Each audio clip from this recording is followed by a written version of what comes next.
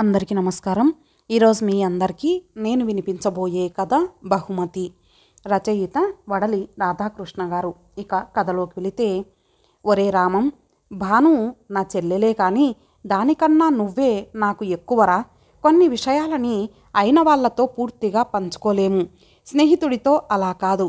నువ్వు ముందు స్నేహితుడివి, తర్వాతే బంధువువి. ఇందిర నా కోడలు పుట్టుకకు ముందే, కానీ మావాడి ప్రవర్తనే అంతుపట్టడం లేదు.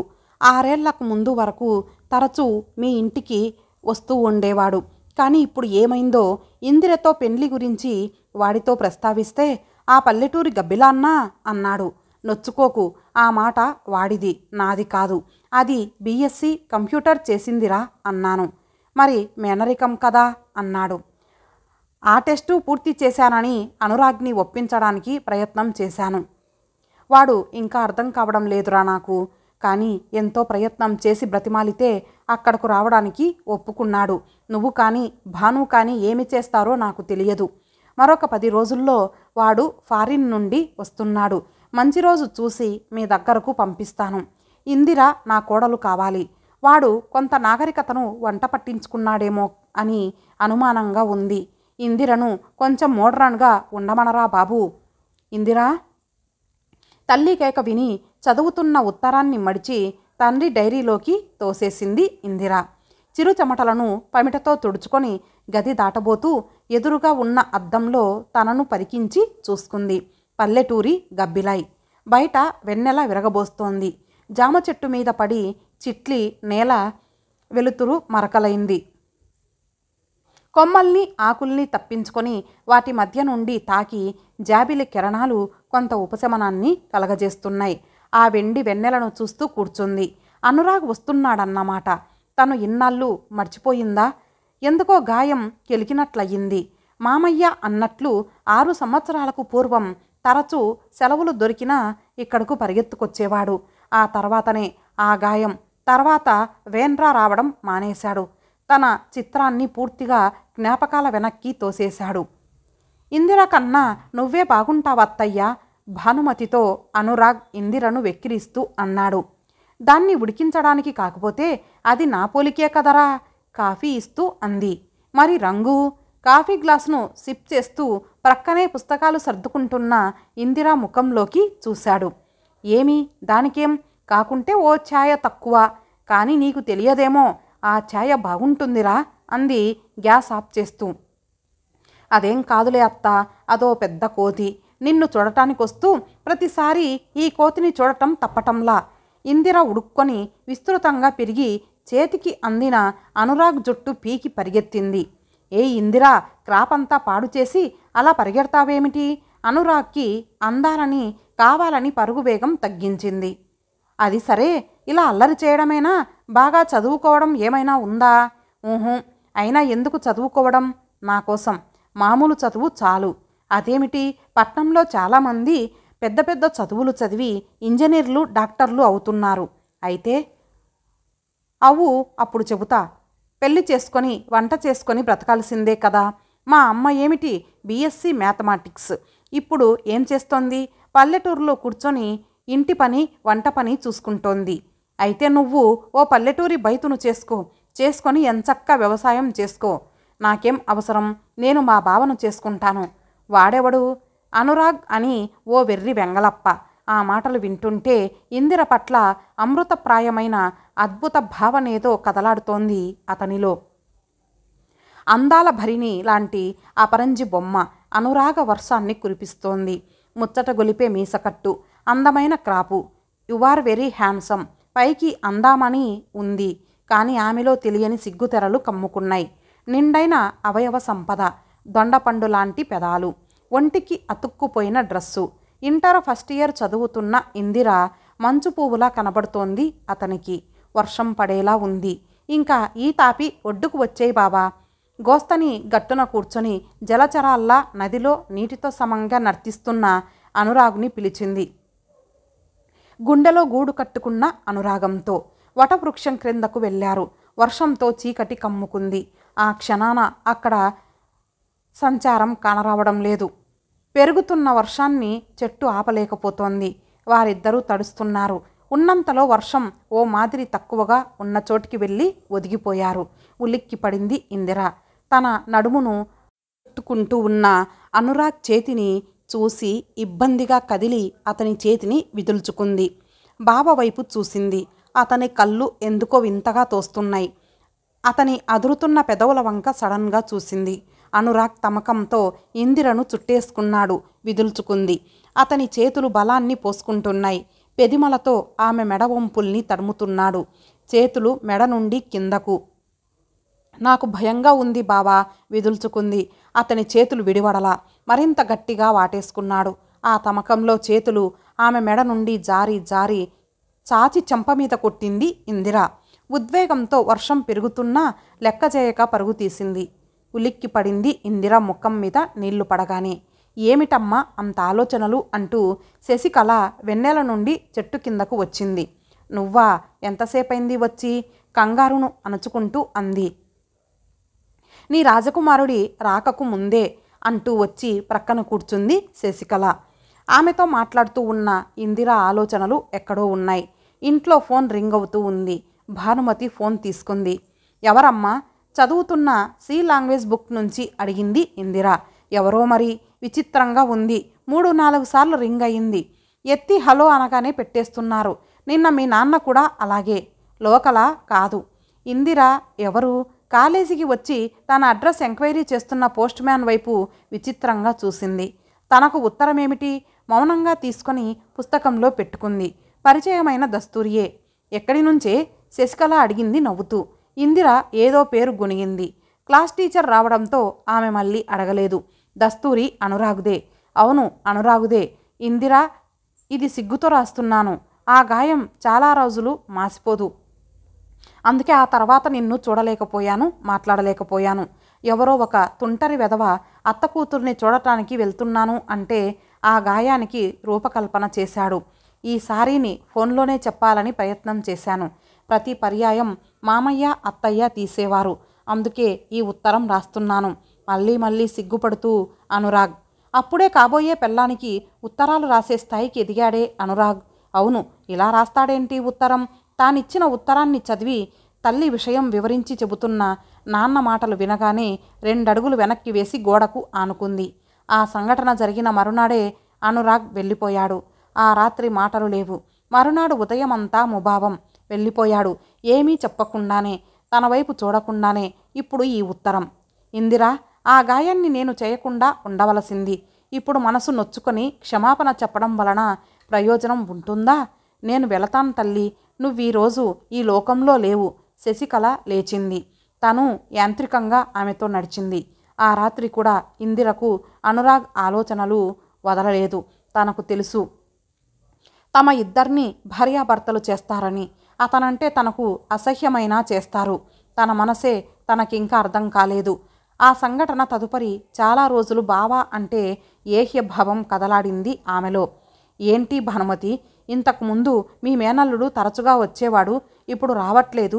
పక్కింటి మీనాక్షి కందిపప్పు అరువు ఇమ్మని వచ్చి అడిగింది.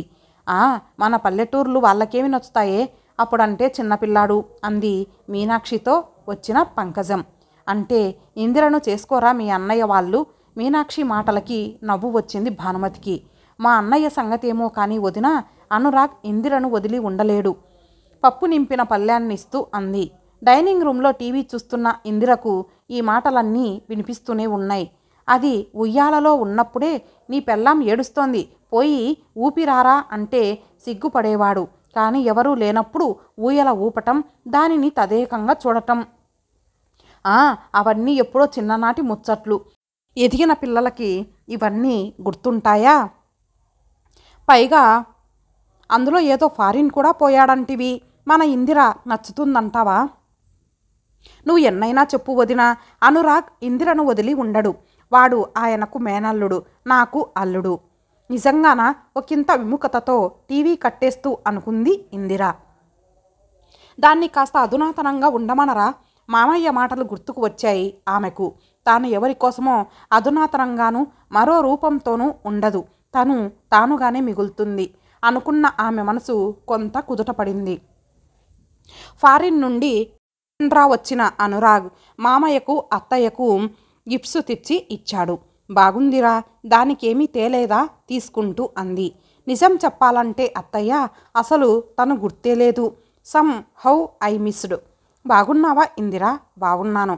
అనురాగ్ రావడానికి ముందు తల్లి తండ్రి చాలా పోరాడారు ఇందిరను కొంత అధునాతనంగా మెలగమని. కానీ ఇందిర ఒప్పుకోలేదు. తానుగానే ఉంది. అలా మారిపోయావు అన్నాడు టై సరిచేసుకుంటూ. అవును, పల్లెటూరు కదా, మంచి నెయ్యి, మంచి పెరుగు, మంచి గాలి, ఒకంత లావు, కొద్దిగా పొడువు అయ్యానంతే. అయినా మీరు మారారుగా అంది శూన్యంలోకి చూస్తూ. మీరు కాదు, నువ్వు అనే ఉంచేయి. సరే, నువ్వు ఈ పల్లెటూరులోనే ఉంటావా? మీ పట్నం కన్నా మా పల్లెటూరు ఏం తీసిపోయింది? మీ ఇంట్లో కలర్ టీవీ ఉంది, ఫ్రిడ్జ్ ఉంది, ఎయిర్ కండిషనర్ ఉంది. అవన్నీ మాకు ఉన్నాయి. ఏం గొప్పమ్మ మీకు? ఊరు చూద్దామా? ఊరు చూసి వస్తానత్తయ్య. ఇందిరా కూడా వస్తుందేమో లేవబోతున్న అనురాగుతో అంది భానుమతి. సాయంత్రం చేల నుండి పైరుగాలి వీస్తోంది. ప్రకృతి ఒడిలో పరవశిస్తున్న పల్లె. వేండ్రా పేరు వినగానే అతని నరాలను సప్తస్వరాలు పలుకరించాయి. చిన్నప్పుడు ఆ ఊరు చాలాసార్లు వెళ్ళేవాడు. వేణుగోపాలస్వామి, రామలింగేశ్వర స్వామి దేవాలయాలు, వాటిని ఆనుకొని విరబూసిన పారిజాతపు చెట్లు, బస్టాండు, కొంచెం దగ్గరగా తాతయ్య కట్టించిన గ్రంథాలయం చుట్టూ కాడమల్లి చెట్టు నిండుగా పూసి సిగలో సిరిమల్లెలు సింగారించుకున్న పల్లెపడుచు ఇందిరలా ఉన్నాయి. గాలి తెరలకు ఆనందంగా ఊగుతున్న పొడవాటి కొమ్మలు ఇందిరా కట్టిన పట్టుపరికినీలా ఉంది. గోదారలతో పునీతమైన గోస్తనది. దాని ఎదురు రావి చెట్టు ఇందిరా అంతరంగానికి ప్రత్యక్ష సాక్షిగా అనిపిస్తోంది అనురాగ్కి. సరే ఇందు, వేణుగోపాలస్వామి గుడిలో పూజారి వెంకటాచార్యులు గారు ఎలా ఉన్నారు? ధనుర్మాసానికి పులిహోర దద్దోజనం పెడుతున్నారా? గోస్త నదిలో నాతో ఈత పందెం వేసి ఎప్పుడూ ఓడిపోతుంటాడు గజఈతగాడు. గిరిజాల జుట్టు గోపన్న బాగున్నాడా? ఆచార్యులు గారు స్వామిలో ఐక్యమైపోయారు. గోపన్న ఈతలోనే చనిపోయాడు. ఇందిరా మాటలకు చెలించిపోయాడు. నాకెందుకో ఈత కొట్టాలనుంది ఇందిరా, గోస్తనదిని చూస్తూ అడిగాడు. వద్దు బావా, చాలా లోతు, పూడిక తీశారు. అందులోనూ అసుర సంధ్య, పైన మబ్బుగా ఉంది. ఇంటికి వెళ్దాం. ఊహు, ఇలా పల్లెటూరికి వచ్చినప్పుడు తప్పితే ఈ అవకాశాలు రావు. I enjoy swimming. కుడి చేతిలో గడ్డాన్ని ఉంచుకొని గట్టున కూర్చున్న ఇందిర ఈతను ఎంజాయ్ చేస్తున్న అనురాగ్ వంక కన్నార్పకుండా చూస్తూ ఉండిపోయింది. మీద తుంపర పడగానే ఆకాశం వైపు చూసింది. మబ్బులు కమ్ముతున్నాయి. వర్షం వచ్చేలా ఉంది బావా, వచ్చేయి. అనురాగ్ తడి డ్రాయర్ మీదే గుడ్డ వేసుకున్నాడు. జేబు రుమాలతో తలదురుచుకున్నాడు. చుట్టూ చెట్లు బాట ఒంటరిగా. తుంపర కొంచెం పెరిగింది. చెట్టు నీడకు చేరారిద్దరు. లిప్స్టిక్ అలవాటు చేసుకున్నావా? లేదే, అలా అడిగావే. మరి అంత ఎర్రగా పెదిమలను వేలితో తాకి అర్థం కావటంలా. ఇలా తెలుస్తుందనుకుంటాను అని అనురాగ్ ఇందిరకు దగ్గరగా జరిగి పెదిమలతో అద్దబోయాడు. ప్లీజ్ బావా. ఇందిర మనసు తిరిగి 6 సంవత్సరాల వెనక్కి పరిగెడుతోంది. Something is going to heaven. ఏమిటి ఆలోచన? ఉలిక్కిపడి అనురాగ్ వైపు చూసింది. తుంపర తగ్గింది. తొందరగా వెళ్దాం పదా.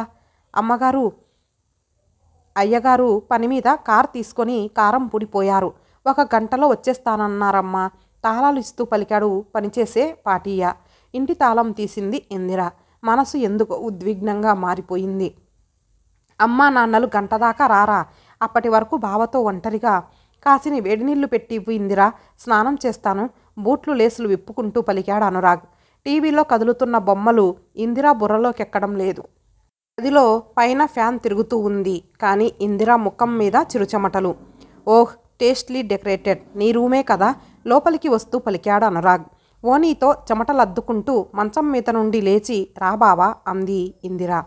గదినంతా కలియజూస్తూ చూపుల్ని ఆమె మీదకు మరల్చాడు. కనురెప్పలు నిలిపాడు. కుడి చేతిని ఆమె నడుం చుట్టూ వేసి దగ్గరకు లాక్కున్నాడు. ఎడం చేతిని మెడ కిందుగా వేసి తలను బలంగా పట్టుకున్నాడు. ప్లీజ్ బావా అంది. కానీ ఆ మాటల్లో 6 సంవత్సరాల క్రితంలా ప్రతిఘటన లేదు, చెంపదెబ్బలు లేవు. అదురుతున్న అతని పెదవుల్ని తప్పించుకునేందుకు మోము పక్కకు తిప్పింది. పెదిమలు బొగ్గకు తాకి నిలిచిపోయాయి. రక్తం చెంపలలోకి తీసుకొచ్చింది. తనను అలుముకున్న అతని శరీరం ఉద్రేక స్థితిని తెలియజేస్తోంది. అది ఎందుకో బాగానే ఉన్నట్లు ఫీల్ అయ్యింది. చేతులతో అతన్ని ఎక్కడెక్కడో తాకి తనలో ఇముడ్చుకోవాలన్నంత ఉద్రేకంగానూ ఉంది ఆమెకు. ఇందు అతని శరీరంలో వేడి గొంతులో లేదు, నిగ్రహంగా ఉంది. వేడిని అదుముతున్న ధోరణి ఉంది. ఐ లవ్ యూ అన్నాడు నుదుటిపై ముద్దు పెట్టుకొని. ఒకప్పుడు ఒక పొరపాటు చేశాను, మరో పొరపాటు చేసి నిన్ను పోగొట్టుకోలేను. ఆ రోజు మనిద్దరం అన్మెచ్యూర్లం, రేపో మాపో ఒకటి కాబోతున్నాం, అది తెలిసి. నిజమే బావా, ఆ రోజు నాకు తెలియక అసహనంగా ఇబ్బందిగా ఫీల్ అయి నిన్ను నొప్పించాను. ఈరోజు తెలిసే కాదంటున్నాను. నా శరీరం నీ దగ్గరే విప్పారేది. ఎంతోమందితో సన్నిహిత సంబంధాలు ఉన్నాయి, అది విదేశాలకు వెళ్ళిన తర్వాత. You know kiss is a common thing there.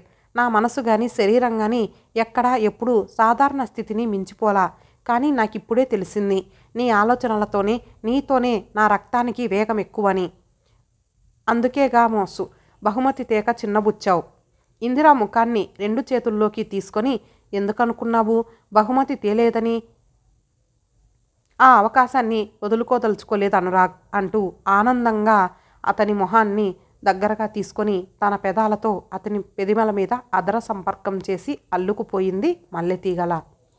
ఇంతటితో ఈ కథ సమాప్తం. మరలా మరొక మంచి కథతో కలుద్దాం. అంతవరకు సెలవు. నమస్తే.